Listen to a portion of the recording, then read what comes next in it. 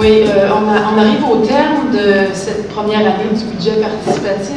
Donc, le bilan du budget participatif fait partie de la démocratisation des enjeux, de la gestion des rôles, des limites des pouvoirs de l'arrondissement aussi.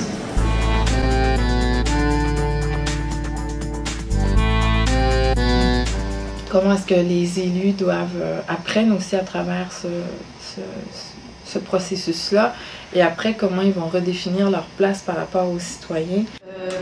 Ça nous a fait pédaler, puis moi, en tant que nouvel élu, je dois dire qu'au terme de ma première année de mandat, d'avoir passé à travers tout ça, d'avoir appris beaucoup, appris par la force des choses. Là, on était dans un processus, on avait des consultations publiques, des événements. On a une petite histoire, puis on a embarqué là-dedans comme élu avec les citoyens et les citoyennes.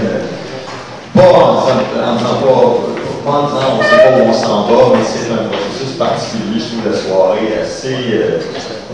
J'utiliserais le mot touchant, je ne sais pas si c'est le mot adéquat, mais c'est parce que c'est un mot qui implique des sentiments. Mais je trouve que le travail que vous avez fait, malgré les contraintes, malgré le fait que c'est un petit défi, malgré le fait qu'il y a juste 475 000 500 000 je trouve que c'est un travail intéressant. Je me suis promené d'une table à l'autre, j'ai écouté les commentaires, j'ai vu que bon, il y avait des arbitrages à faire, c'est pas évident. C'est le même processus que tout élu est pris à faire.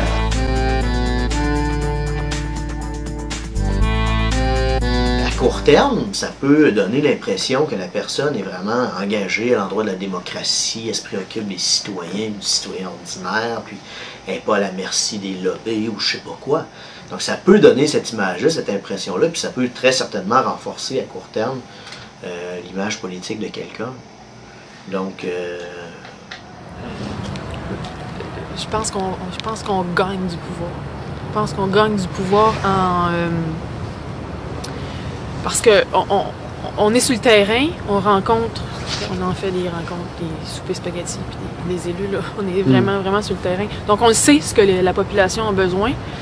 Mais c'est pas une science exacte, hein? C'est du senti. Là, en le mettant au jour, en le communiquant, quand tout le monde le partage, bien, ce qu'on sait, c'est su par tous.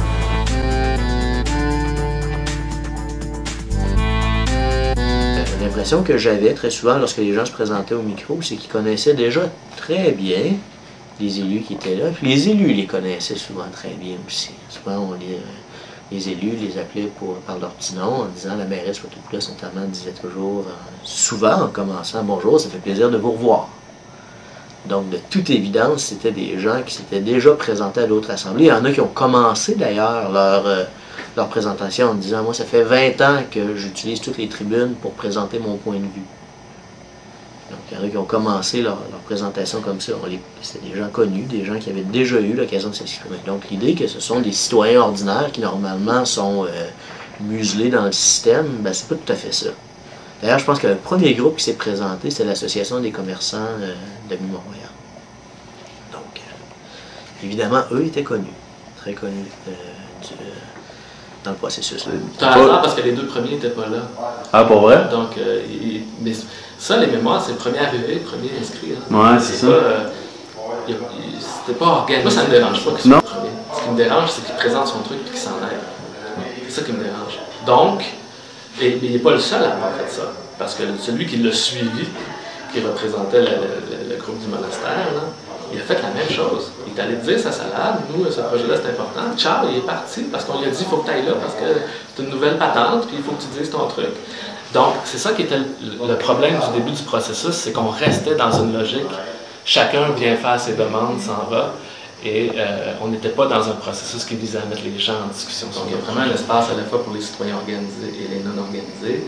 Mais pour avoir des résultats, il faut que les gens s'organisent. Si les mesures d'apaisement ont été retenues, c'est parce que les gens qui sont intéressés et mobilisés là-dessus étaient organisés.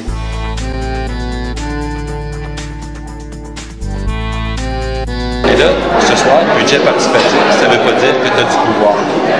Tu es sondé, pareil, comme quand tu reçois le téléphone comme à la maison, puis il fait un sondage. Il faut faire attention parce que ce serait très facile d'être cynique par rapport à ce qui s'est fait en disant qu'il y a eu beaucoup de tapage, de publicité autour d'un budget participatif et dans le fond, on reste dans une logique purement consultative. C'est vrai. Par contre, il y a eu tout un chemin parcouru au niveau de la transmission de l'information, de la transparence des discussions. Il n'y a pas ça dans aucun arrondissement à Montréal. Donc, il faut voir d'où on part. Si on compare avec notre idéal, qui est un processus vraiment participatif, décisionnel, on est déçu. Mais si on compare avec ce qui se passe ailleurs, on pense qu'on est en avance sur les autres et qu'il reste quelques étapes pour aller vraiment dans le processus décisionnel. Et on vise ça l'année prochaine.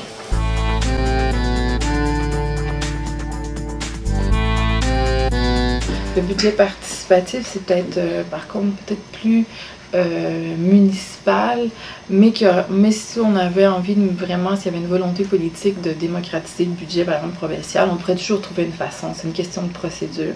Mais je crois que pour l'instant, c'est assez bien approprié pour le niveau municipal, étant donné aussi cette marge de manœuvre autour du plan triennal de mobilisation, le PTI. Alors, il y a là des choses qu'il faut vraiment continuer de faire. Et puis aussi de comment on va tout inclure, tous les morceaux à l'intérieur de ça. Moi, je suis très préoccupé par le fait dans le processus, ça a bien lâché. Toutes les soirées, les gens étaient là, il y avait une mobilisation. Le soir où on adopte le budget, on est 10 dans la salle. Moi, ça me parlait énormément qu'il y avait encore là un défi important et que ça doit être inclus dans un processus de budget, qu'on va jusqu'à l'adoption et qu'on le suit jusque-là. C'est du moyen. Il y a quelques années, il n'y avait aucune ouverture sur le PTI. Là, on a ouvert le PTI. Et nous, notre ambition, c'est pas de démocratiser le PTI du plateau. C'est de démocratiser les PTI dans les arrondissements, les budgets des arrondissements, le budget de la Ville de Montréal, le budget de l'agglomération. Mais il faut qu'on commence par montrer que ça se fait à une petite échelle, puis après ça, qu'on voit comment on peut élargir.